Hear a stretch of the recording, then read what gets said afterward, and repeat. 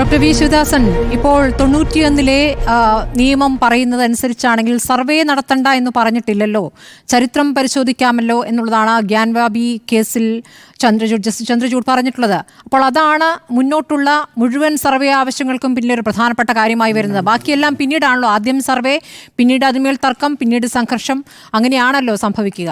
അപ്പോൾ അതിനെങ്ങനെയാണ് താങ്കൾ കാണുന്നത്? 91 സർവേ വേണ്ട എന്ന് പറഞ്ഞിട്ടില്ല എന്ന് BJP പ്രതിനിധി ആവർത്തിച്ചു പറയുകയും ചെയ്യുന്നു. എന്തിനാണ് സർവേ എന്നുള്ളത് കൃത്യമായിട്ട് അറിയുന്ന കാര്യമാണല്ലോ. മനുഷ്യർക്ക് മനസ്സിലാവും എന്ന് പറഞ്ഞാൽ മനസ്സിലാകാതെ നടിക്കുന്ന ചിലരുണ്ട്. അപ്പോൾ അവരുടെ ഉദ്ദേശം എന്താണ്?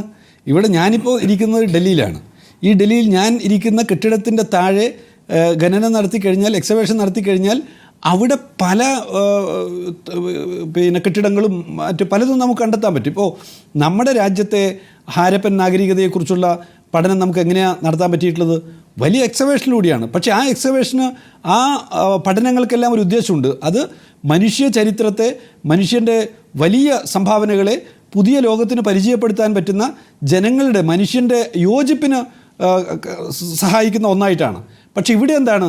ഇവിടെ മനുഷ്യരെ ഭിന്നിപ്പിക്കാൻ വേണ്ടിയുള്ള സർവേയും പ്രവർത്തനമാണ്. പിന്നെ ഇവിടെ രണ്ടാളുകളും പറഞ്ഞിട്ടുള്ള നിയമത്തെ കൂടി ഒന്ന് പരാമർശിക്കുന്നത് നല്ലതായിരിക്കും.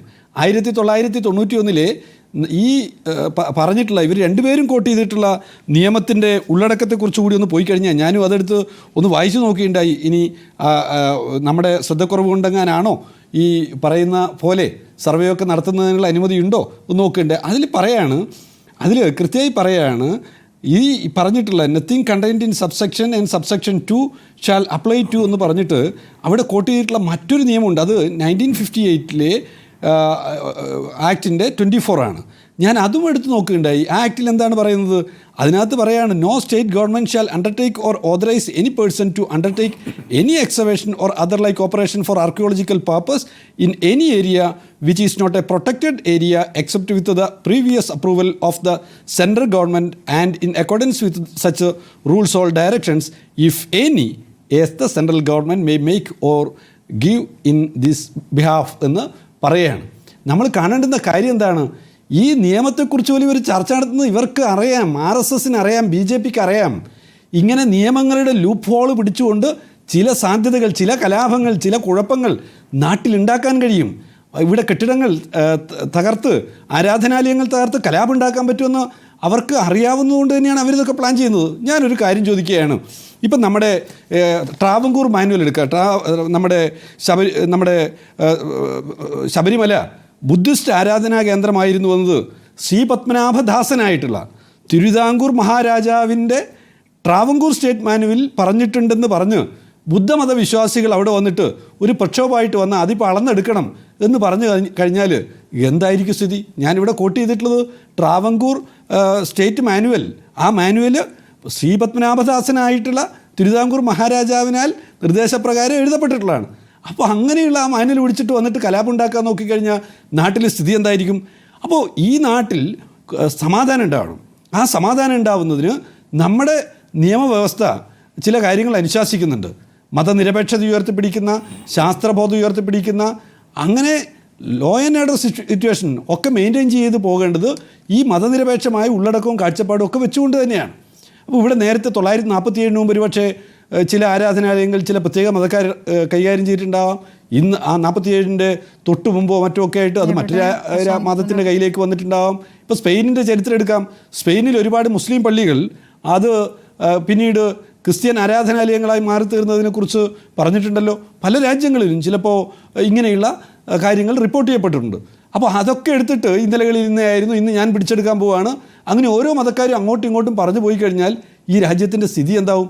അങ്ങനെ അനുവദിക്കാൻ പറ്റില്ല എന്നുള്ളത് കൊണ്ടാണല്ലോ 1991 ഈ രാജ്യത്തൊരു നിയമം തന്നെ കൊണ്ടുവന്നിട്ടുള്ളത്. 1947 ആഗസ്റ്റ് മാസം 15-ാം തീയതിക്ക് ശേഷം ഉള്ള മതസ്ഥാപനങ്ങളുടെ സ്വഭാവം മാറ്റുന്നതിന് പാടില്ല, അതിന് യാതൊരു വിധത്തിലും അനുവാദം കൊടുക്കാൻ പാടില്ല, ഈ ബാബരി മസ്ജിദിൻ്റെ കാര്യത്തിൽ ഒഴികെ എന്ന് പറഞ്ഞിട്ട് നിയമം കൊണ്ടുവന്നതിൻ്റെ ഉദ്ദേശം എന്താ? കലാപത്തിലേക്ക് പോകരുത്, സമാധാനത്തോടു കൂടി ജീവിക്കാൻ പറ്റുന്ന അന്തരീക്ഷം ഉണ്ടാവണം എന്നുള്ളതാണ്. ഇവിടെ ഇപ്പോൾ RSSൻ്റെയും BJPയുടെയും ലക്ഷ്യം ഞാൻ കൃത്യമായിട്ട് പറഞ്ഞു കഴിഞ്ഞു. രാമക്ഷേത്രം നിർമ്മിച്ചിട്ടുണ്ടായിട്ടുള്ള അഴിമതിയുടെ ഒരു വലിയ ദുർഭൂതം അവരെ ഇങ്ങനെ വേട്ടയാടുകയാണ്. രാംപത്ത് തകർന്നിട്ടുണ്ടായിട്ടുള്ള വലിയ നാണക്കേടവരെ വല്ലാത്ത നിലയിൽ വേട്ടയാടുകയാണ്. ഞാൻ നേരത്തെ പറഞ്ഞിട്ടുള്ള അടൽ സേതു, അതിനകത്തുണ്ടായിട്ടുള്ള വിള്ളലുകൾ അവരെ ആകെ നാണക്കേടിലാക്കി. മധുരയിലെ അവിടുത്തെ വാട്ടർ ടാങ്ക് തകർന്നിട്ടുണ്ടായിട്ടുള്ള ആളപായത്തെക്കുറിച്ചുള്ള ചർച്ച അവരെ ആകെ പ്രയാസപ്പെടുത്തുന്നു. അതിനിടയിൽ അദാനിയുടെ അഴിമതി വരുന്നു. പാലങ്ങൾ, ഒരാഴ്ചക്കിടയിൽ നിരവധി പാലങ്ങൾ തകർന്നതിൻ്റെ വാർത്തകൾ വരുന്നു. ഇതെല്ലാം ചേർന്ന് RSS BJP വലിയ പ്രതിസന്ധിയിലാണ്. കോടിക്കണക്കിന് രൂപ അവർ വാങ്ങിയിട്ടുള്ള വൻകിട കമ്പനികളുടെ ആ പേരുകൾ വെളിപ്പെടുത്തപ്പെട്ടിട്ടുള്ളതാണല്ലോ. അഴിമതിയുടെ വലിയൊരു ചക്രവാളം തന്നെ നമുക്ക് കാണാൻ കഴിഞ്ഞിട്ടുള്ളതാണല്ലോ ഇലക്ടറൽ ബോണ്ട്. ഇങ്ങനെ അഴിമതിയുടെ ഘോഷയാത്ര RSS BJP നേതൃത്വത്തിൽ ഇങ്ങനെ നടന്നുകൊണ്ടിരിക്കുമ്പോൾ അതിനെ മറികടക്കാൻ എന്താണ് മാർഗം? ഇവിടെ കാണേണ്ടത് തൊഴിലില്ലായ്മ ഇവിടെ കൂടിക്കൊണ്ടിരിക്കുന്നു. വിദ്യാഭ്യാസത്തെക്കുറിച്ച് ഇന്ന് ഇന്ത്യൻ പാർലമെൻറ്റിൽ ഒരു ചർച്ചയുണ്ടായപ്പോൾ വന്നിട്ടുള്ള മറുപടി നിങ്ങൾ നോക്കിയിട്ടുണ്ടാവും. 0.4% ഇന്ന് ഇന്ത്യയിൽ വിദ്യാഭ്യാസത്തിന് വേണ്ടി നീക്കിവെക്കുന്ന തുക.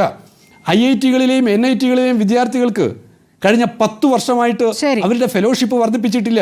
ഇവിടെ വിദ്യാർത്ഥികൾക്ക് റിസർച്ച് സ്കോളേഴ്സിന് കൊടുത്തുകൊണ്ടിരിക്കുന്ന ഫെലോഷിപ്പ് വെട്ടിക്കുറച്ചിരിക്കുന്നു. അത് JRF, നെറ്റ് തുടങ്ങിയ സ്കോളർഷിപ്പുകളെല്ലാം കുറക്കുന്നു.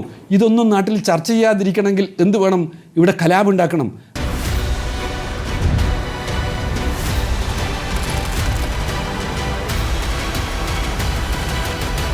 ഡിബേറ്റ് വിത്ത് സ്മൃതി പരുത്തിക്കാട്.